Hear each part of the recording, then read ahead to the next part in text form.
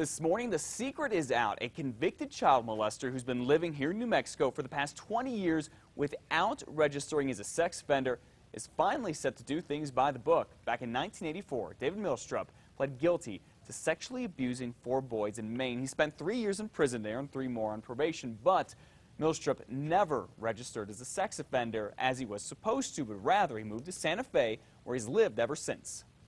Since he left Maine, has not reported back to the state of Maine, which he's supposed to. Well, Milstrup never registered as a sex offender in New Mexico either.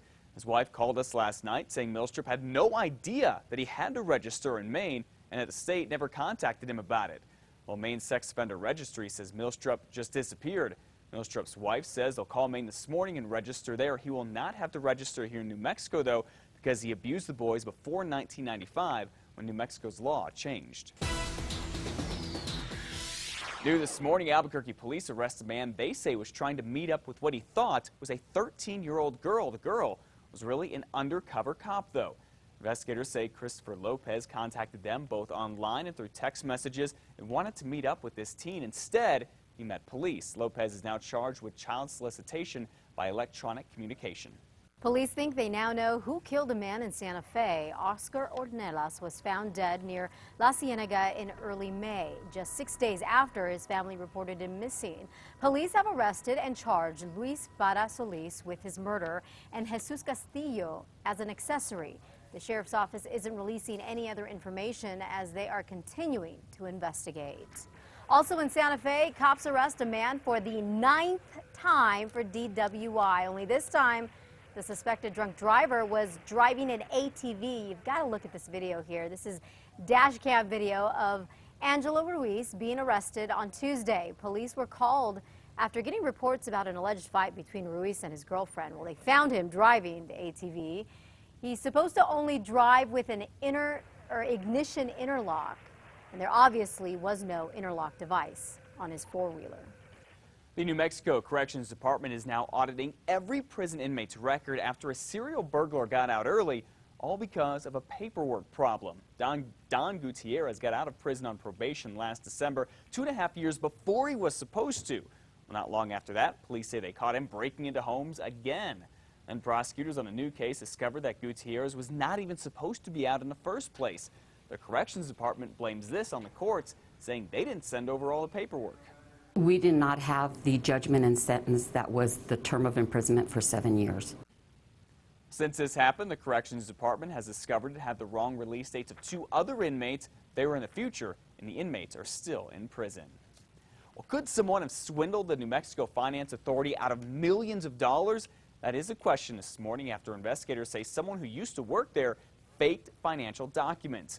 State Auditor Hector Balderas says that worker shopped around a fake audit, and now tens of millions of dollars are all unaccounted for. Balderas is now trying to find out if that worker was pocketing the money and doctoring the audits.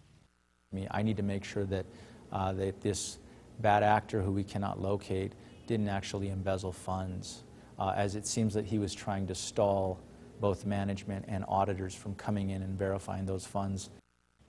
Mr. Balderas there can't actually talk with the worker right now because that person quit last month and has not been seen since. So now Balderas is trying to get the FBI to help find that person.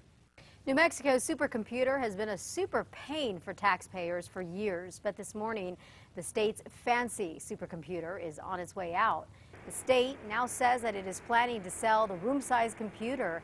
Now, it was bought by former Governor Richardson's administration with a promise that it would bring business to New Mexico. But last year, News 13 investigative reporter Larry Barker discovered that that hadn't happened.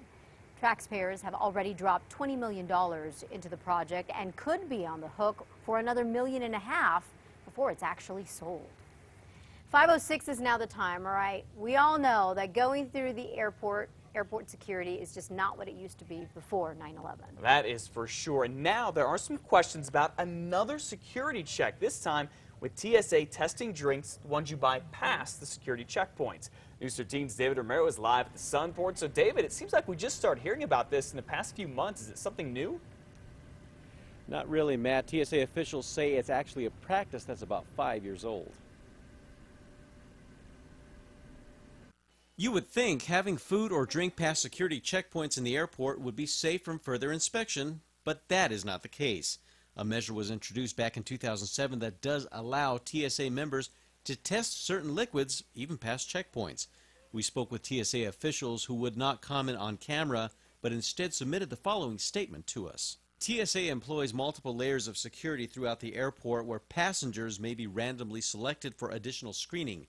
At no time during the test is the liquid or the container ever touched, end quote. They say checking out the liquids involves using a test strip with a drop of a non-toxic solution. They also say it's a random test that does not happen every day at every airport. According to a recent blog from the TSA, they try to emphasize staying away from static security measures. Testing liquids at the gate is one of many options they can choose from when screening potential passengers.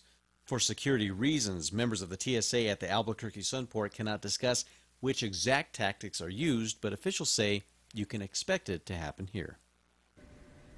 And the TSA also says that by not doing the same practice every day, that they can greatly increase security by making it truly unpredictable.